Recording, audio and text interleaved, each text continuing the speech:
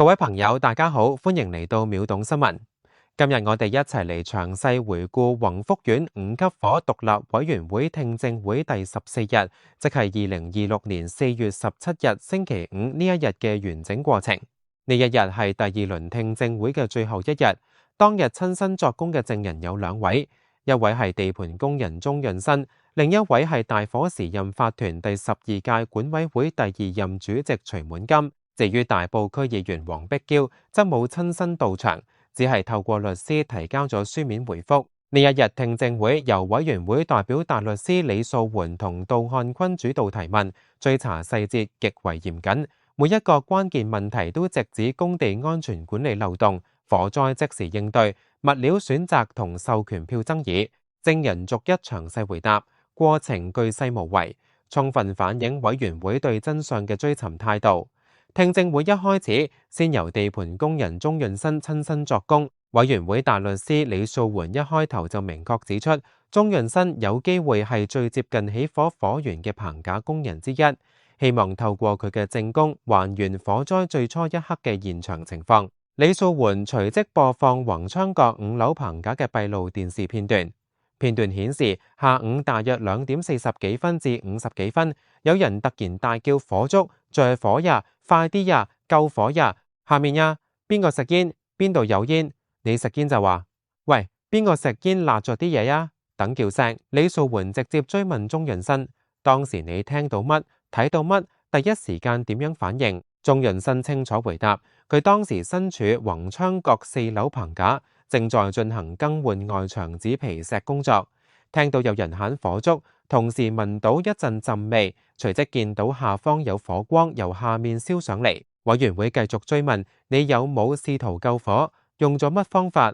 鍾潤新話，當時第一時間想到工地有一條供工人使用嘅天台水喉，於是即刻開喉射向火源，但水至出咗大約20至30秒就完全冇水。委員會再追問，水喉水源來自邊度？你知唔知點樣接駁？鍾潤新回應，估計來自天台，但唔知實際接駁方法。之後佢冇返回原本工作嘅牲口位置，而係同其他同事一齊沿住棚架爬落到地面，最後確認全員安全逃生。李曹媛跟住深入追查工地安全管理。李少媛問，開工前有冇上任何安全課？有冇安全主任或者管工講解火警發生時嘅逃生方法、逃生路線或者其他應急措施？鍾潤新明確回答，全冇上過安全課，亦冇人講解火警逃生安排，只係管工口頭提醒過唔准喺棚架上食煙。委員會繼續追問，承建商有冇告知任何火警逃生指引？鍾潤新再次確認冇。講到食煙問題，委員會重點追查。李素媛問，你本人係咪煙民？有冇喺棚架上吸煙？有冇帶煙上棚架？工地有冇指定吸煙區？有冇見到或者聽到其他工人食煙？事發時工友有冇互相問邊個食煙？鍾潤新承認自己係煙民，但堅決話自己從未喺棚架上食煙，亦唔會帶煙上棚架。佢話工地完全冇指定吸煙區，自己通常係返工之前或者正式放工之後先食煙，午飯之後就直接開工，由開工到收工先食第2支煙。佢話因為工作模式係一人一個位，四周有棚網圍住，視線受阻，佢睇唔到其他工友有冇吸煙。事發當時佢冇見到或者聽到有人食煙，但有聽到工友之間互相問邊個食煙。關於發泡膠封窗嘅問題，委員會亦有針對性追問。李秀媛問，更換紙皮石嘅工序已經改用其他材料貼紙皮石，而唔係原本批膠砂，會唔會產生大量碎石，打破住戶玻璃窗嘅風險高唔高？咁用發泡膠封窗係咪真係必要？遮窗係咪只為減少清潔功夫？鍾潤新回應，貼紙、皮石、工序碎石掉落風險較低，打鑿工程風險先至較大。發泡膠主要係預防邋遢，即係防止弄污窗口。有時仍有少量膠砂或者碎石可能跌落，所以仍有保護作用。但佢同意打鑿時碎石機會大得多。鍾潤新作供完畢之後，輪到徐滿金親身出庭作供。徐滿金係港鐵電子維修從業員。2024年6月開始關注大維修事務，當時舊法團突然發出總額約3.3億嘅大維修集資通知，集資期好短，居民不滿。徐滿金同其他居民要求列席會議討論，但被拒。之後佢主動參與，建議收集5%業主簽名，召開特別業主大會，延長集資期，同埋考慮罷免舊法團。新法團上任後，佢成為第12屆管委會第2任主席，任期由2024年9月6日至2026年1月6日，橫跨火災期間。佢擔任法團主席後，成立工程監察小組，舉行過大約44場解說會同工程交流會。杜漢坤首先追問授權票爭議。杜漢坤問：有冇聽過居民指控有人4周遊說，尤其公公婆婆提供授權票？徐滿金確認聽過，只有街坊親自到黃碧嬌街站幫我哋聽住佢講乜。聽到黃碧嬌喺處理市建局資助表格時呼籲唔好推翻舊法團。徐滿金話佢曾喺2024年9月3日撰寫電郵投訴俾民政及青年事務局局長麥美娟，信中提到有區議員連同當時法團委員以幫居民申請資助為名，乘機問攞授權票。又指聖黃區議員喺 Facebook 公開支持現屆法團，透過屋苑官方 WhatsApp 頻道發放 post， 形容做法簡直匪夷所思。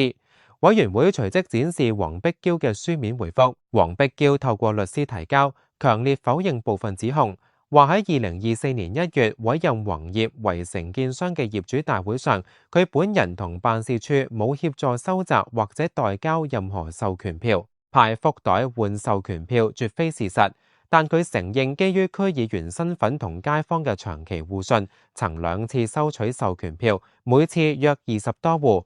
第一次係2021年12月11日特別業主大會，部分街坊唔想舊法團被撤換，提供授權票俾佢，佢應街坊意願投不贊成票。第二次係2024年9月6日特別業主大會，即罷免舊法團嘅關鍵會議。部分街坊唔希望罷免，提供授權票，佢同樣投不贊成票。佢強調2次都從未提供任何物資作為交換，亦冇收取任何人利益。杜漢坤問徐滿金對黃碧嬌書面回覆有冇矛盾？徐滿金話冇明顯矛盾，但明確批評我哋覺得區議員唔應該插手喺居民之間嘅投票咯。佢又提到有法團委員家人曾受黃碧嬌唆擺交出授權票，甚至冒簽名字。之後委員會進入大維修工程安排。李素煥追問合約原本列明分3期進行，但實際8座同步搭棚，點解？徐滿金話呢個安排係舊法團時期已經同意，新法團上任後曾多次爭取分期或者延後搭棚。但黃業回復分期會增加額外開支，延誤工期，而且熟手棚架工人難以續聘。徐滿金承認當時可能我哋當時冇分析得咁仔細，最終未能成功改變，只成功阻止黃業提早搭棚。而最受關注嘅發泡膠封窗問題，委員會追問得相當詳細。徐滿金話佢最初以為封窗物料係鋁塑板，後來先知大部分用發泡膠，只有少數冷氣機委用鋁塑板。法團多次要求改用較阻燃物料，例如中空板或者棚網，但宏業同顧問鴻毅推搪，話法例無硬性禁止，無需內燃證書，煙頭唔會燒住，明火持續燃燒就另作別論。徐滿金曾喺 WhatsApp 要求宏業提供阻燃測試影片，特別吩咐影嗰時唔好咁流，真係燒耐啲。見佢除咗火，唔繼續用明火燒，會唔會自己熄？但宏業回覆第1期無法更換，但第2、3期可轉用阻燃性較高嘅發泡膠。徐滿金坦言法團感覺無奈，我哋自己都住嗰度，我哋都擔心着唔着火。佢曾諮詢消防處，但消防回覆冇話唔俾用。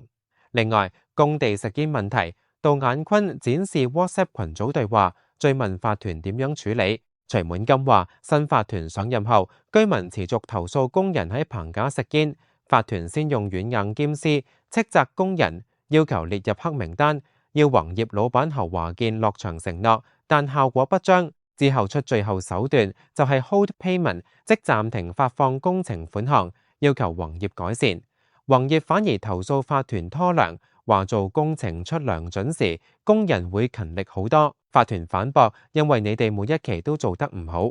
徐滿金形容硬唔得，軟又唔得，居民同工人關係好似顧客同侍應，怕過度爭拗會凍檸水變凍益水。佢話工人冥頑不靈，屢勸屢犯，法團冇法24小時人盯人監控。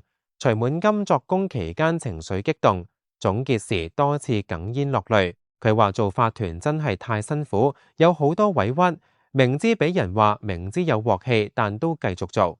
又話一個3.3億嘅大維修，有咩可能由我哋呢啲居民帶住做？居民最初乜都唔識，只能靠專家，但過程好辛苦。佢感謝委員不離不棄，希望聽證會推動政府改善大維修政策，加強監管，訂立成本價參考，避免圍標天價。呢日聽證會完結之後，宏福苑居民同網民反應強烈，很多人覺得呢一日證供將肉隨砧板嘅無力感完全暴露。有人話普通居民點可能自己搞掂3億大維修？如果普通人都做到，起樓都得啦。徐滿金哽咽一刻，好多旁聽居民感受到佢嘅委屈。網民討論熱烈，有人批評 hold payment 都冇用啦，最終輸家永遠係居民。有人質疑黃碧嬌插手投票事務，亦有人話發泡膠同食煙問題反映法例同監管嚴重不足。整體嚟講，居民覺得雖然揭露咗好多漏洞，但承建商同顧問未親身出席，感覺責任追究仲未到位。網民普遍呼籲政府必須從今次事件徹底改革大維修制度，否則類似悲劇隨時重演。秒懂新聞嘅報導到呢度，下次再見。